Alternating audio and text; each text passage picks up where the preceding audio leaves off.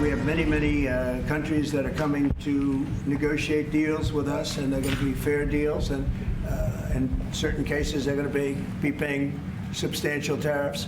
There'll be fair deals. Nobody but me would do this. You know, it would be nice to serve a nice, easy term, but we have an opportunity to change the fabric of our country. We have an opportunity to reset the table on trade. President Trump holding his ground on tariffs. It comes, as the White House says, the phones are ringing off the hook with dozens of countries calling to negotiate new trade deals. Joining us now is former Trump economic advisor Steve Moore, co-founder of Unleash Prosperity. You probably heard the report about Gavin Newsom trying to cut side deals here, but he might be wise to stick with Trump because the New York Times has got a list of 20 countries. And out of those 20 countries, only 3 are considering retaliation. 17 are trying to cut deals, Steve. Yeah, John, great to be with you. And by the way, I think I told you on your show on Friday or yesterday that, you know, we were going to see a turnaround as soon as we start to see some of these countries make the phone call to Trump and make deals with him. And Donald Trump is the great deal maker. I mean, my gosh, he wrote the book on the art of the deal. I'm smiling today because what are we up right now? 1,200 or something on the Dow. This is a good day for investors. You know, it's the old idea. You don't want to buy stocks low and sell high. And so this is good stuff.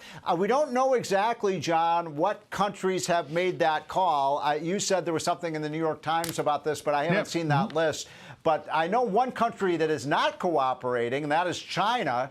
And they are just emphasizing the fact that they are an enemy of the United States. And maybe we get free trade deals with everybody except China, and then we isolate them. Yeah, well, in fact, China said, in a quote, the Chinese Commerce Ministry said, China will fight until the end if the U.S. side is bent on going down the wrong path. But you know what the president said in recent days? He said, the first countries that come and make a deal, they're going to do really well. Yep. The last country to come and make a deal, they're not going to do very well. And it looks at this point as though that last country is going to be China. You know, I mean, this is so amazing how, I mean, I just get amazed by Trump at what a great negotiator he is. So he's basically putting pressure on these countries, whether it's Germany, France, or Spain, or Italy, or Canada, or Mexico. You better make that call. You want to be first because it's almost like a game of musical chairs, right? You don't want to be the one left standing. And that's why I think you're seeing these flurries of calls. Now, look, the devil is in the details. We don't know exactly what's being negotiated. We don't know what they're offering. But hopefully it is that they are going to lower their tariffs on America. And, John, I've said many times on your show, I'm a free trade guy. I'm not a big fan of tariffs. But if Donald Trump can pull this off and get these countries to reduce their tariffs, it's good for everybody. The world economy will be better. And, my gosh, if this keeps up, as I said in the Wall Street Journal today, he might win a Nobel Peace Prize if he's able to pull this off. Is there a Nobel Prize in trade? I don't know, but maybe he might be up for that one. You and Art Laffer proposed something in the Wall Street Journal that you thought might work, and this may be the direction that the president is heading in, and that is, you wrote a win-win exit strategy for Trump on tariffs. Offer nations truly reciprocal free trade, zero barriers, zero subsidies. Those appear to be the offers on the table from several countries, including Vietnam, Israel. We had Benjamin Netanyahu talking about leveling the playing field. Japan, Korea might be in the same boat.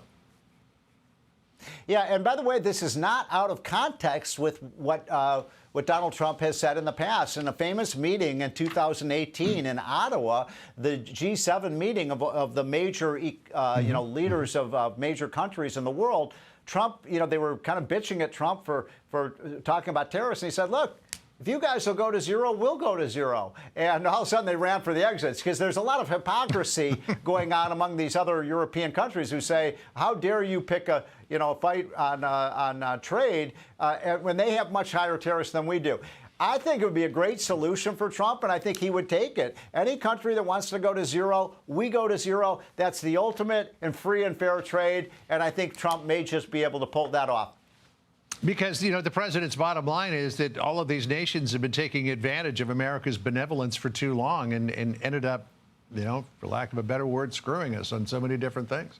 Steve, great to see you. We'll see which way the president goes on all of this. Thank you, John. I'm Steve Ducey. I'm Brian Kilmeade. And I'm Ainsley Earhart. And click here to subscribe to the Fox News YouTube page to catch our hottest interviews and most compelling analysis.